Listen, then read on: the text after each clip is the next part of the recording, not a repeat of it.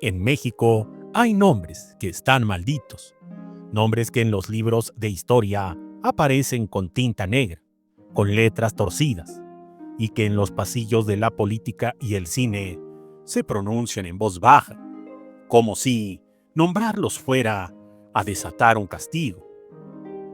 Uno de esos nombres es Gonzalo N. Santos, apodado el Alazán Tostado, uno de los gobernadores más violentos, corruptos y brutales que haya tenido San Luis Potosí. El otro nombre, menos temido pero igual de marcado, es el de su hijo Gastón Santos, famoso por haber sido uno de los primeros charros en protagonizar películas de bajo presupuesto en los años 60, junto a su inseparable caballo Rayo de Plata. Lo que muy pocos saben es que la carrera de Gastón Santos fue destruida por un escándalo tan oscuro, tan podrido y tan silenciado por el gobierno de Luis Echeverría, que hasta la fecha no aparece ningún documento oficial. Fue una tragedia que mezcló poder, muerte, prensa y un castigo ejemplar.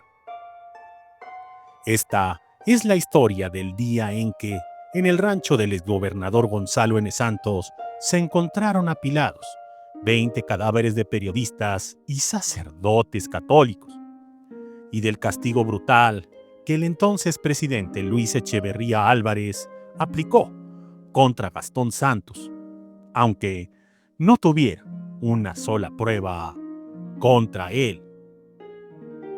Antes de comenzar, quiero manifestarles que el objetivo de este canal es informarles a través de investigaciones en periódicos, revistas, libros e internet sobre la vida y obra, pero sobre todo aquellos aspectos que por algún infortunio padecieron estos grandes de la farándula, los cuales galardonaron el cine y la televisión mexicana.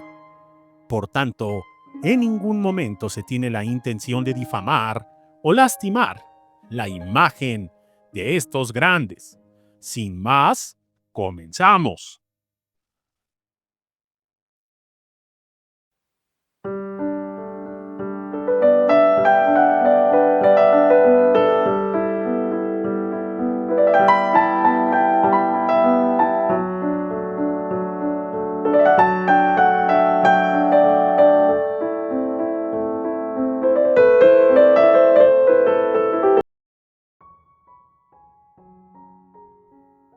A principios de los años 60, Gastón Santos era el ídolo de los niños, el charro cinematográfico más popular después de Pedro Infante.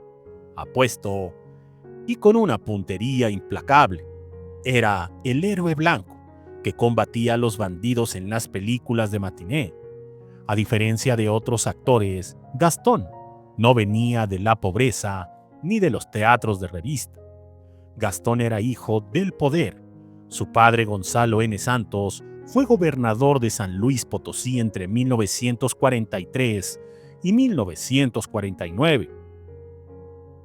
Un hombre temido por todos, un político que confesó haber mandado a matar a enemigos, periodistas, rivales y hasta varios sacerdotes.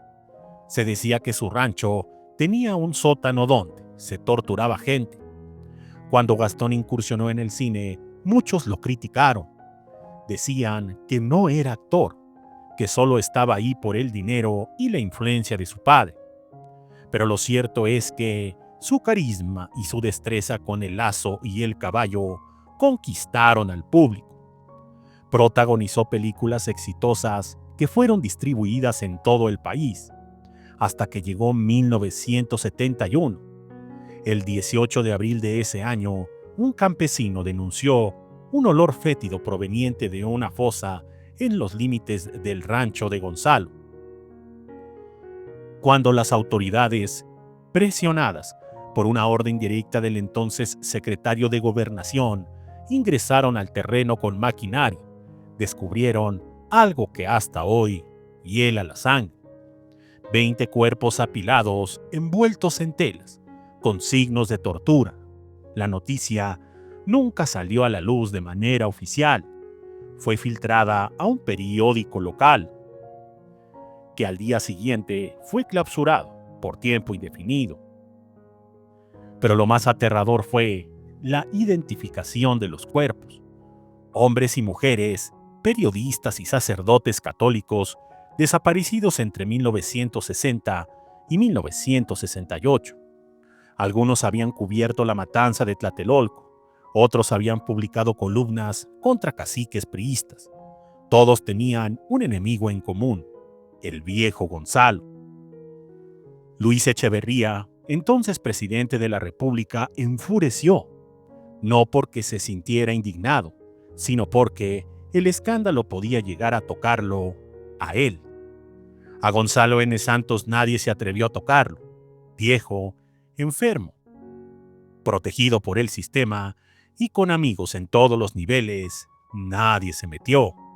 Pero alguien debía pagar, y ese alguien fue su hijo, Gastón Santos, quien en ese momento todavía grababa películas y tenía contratos con distribuidoras de Estados Unidos. Fue vetado de todos los estudios cinematográficos en México. Su última película fue archivada. Los canales de televisión cancelaron sus entrevistas. Los empresarios de teatro recibieron llamadas advirtiendo que trabajar con él era colaborar con el enemigo del Estado. Sin juicio, sin pruebas, sin defensa, solo bastó una llamada de la presidencia para que la carrera de Gastón Santos quedara enterrada, como los cadáveres del rancho. Ni los actores que trabajaron con él se atrevieron a defenderlo, ni los productores que lo lanzaron, ni siquiera los jefes de sindicato. Todos sabían que meterse con Echeverría era cavar su propia tumba. Gastón trató de defenderse en la prensa extranjera, dando entrevistas a medios de Los Ángeles y Miami, donde afirmaba que él no tenía control sobre los actos de su padre y que jamás tuvo conocimiento de los crímenes. Pero en México se convirtió en un fantasma. Su nombre no volvió a figurar en ninguna cartelera. Se le prohibió actuar, producir o aparecer en televisión. En cuestión de meses, pasó de estrella taquillera a desempleado vigilado. Sus amigos desaparecieron y en 1974 fue detenido por portación ilegal de armas, una acusación fabricada sin fundamento, que lo mantuvo en prisión 2 semanas, solo como advertencia. Nunca fue acusado formalmente por los cuerpos hallados en el rancho, pero todos sabían que lo estaban castigando por lo que representaba.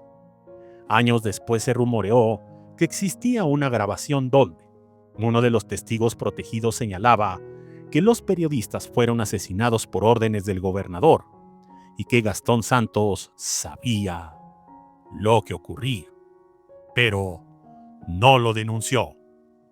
Muchas gracias y hasta la próxima.